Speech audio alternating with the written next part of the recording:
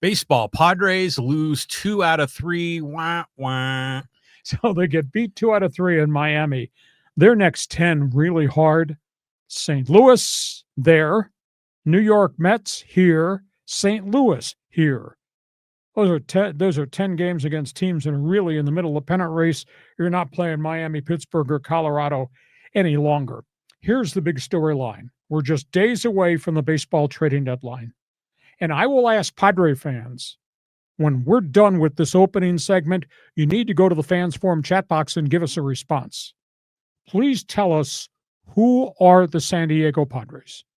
Are they highly paid, good, highly paid, underachievers? Follow me on this. AJ Preller has been general manager for 10 years. Have you won a National League West Division title in 10 years that AJ Preller's been here? Have you won a National League Championship Series with him at the controls? Have you had a World Series ticket to see a Padre game since he took over and conducted business the way he wants?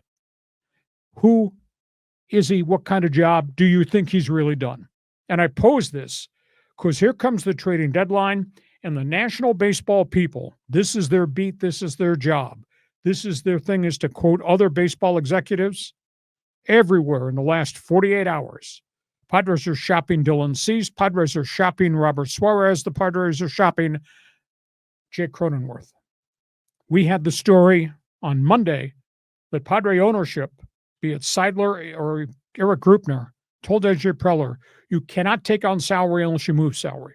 And all of a sudden, Dylan Cease and his near $14 million contract is on the open market. Robert Suarez in the final year because he can opt out, and his $10 million contract is on the open market. And Jake Cronenworth's $10 million multi-year deal might be on the open market too.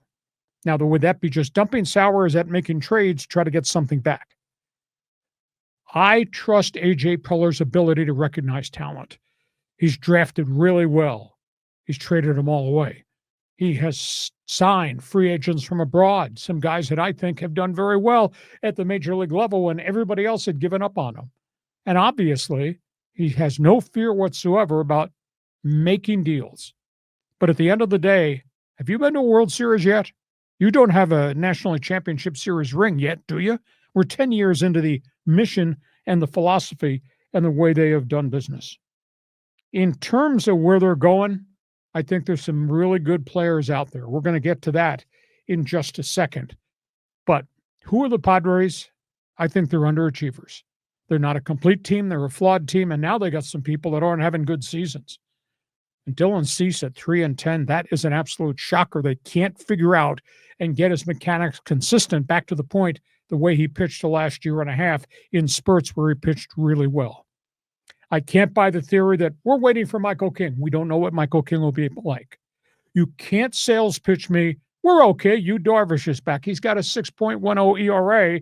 Do you think you can trust a rotation if Cease is part of it, if Darvish has to be part of it, if Randy Vasquez in his 4 innings per start is part of it, and then all the rest of the guys that are wrapped around Nick Pivetta?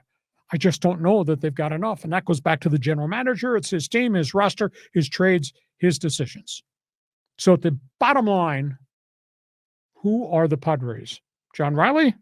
Throw a high, hard one and respond. Well, you see that logo up there? The swinging Friar? Swinging Miss Friars? Yeah, I mean, they ain't swinging the stick. I mean, that's the thing. And the pitching is fine. I mean, we can nitpick the pitching. Well, the pitching isn't that great. But it's still, I mean, they had a great bullpen, the 4 Exactly. horsemen. They got a lot going on here. And, King will be back, and they're going to be fine pitching.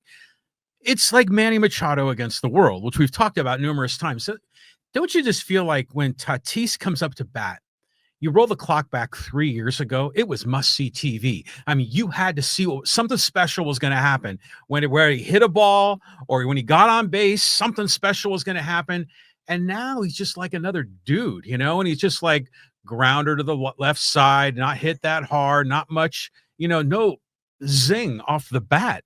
And so I'm thinking when he was signed to that statue contract, we were all praising AJ Preller for recognizing the talent and locking him in.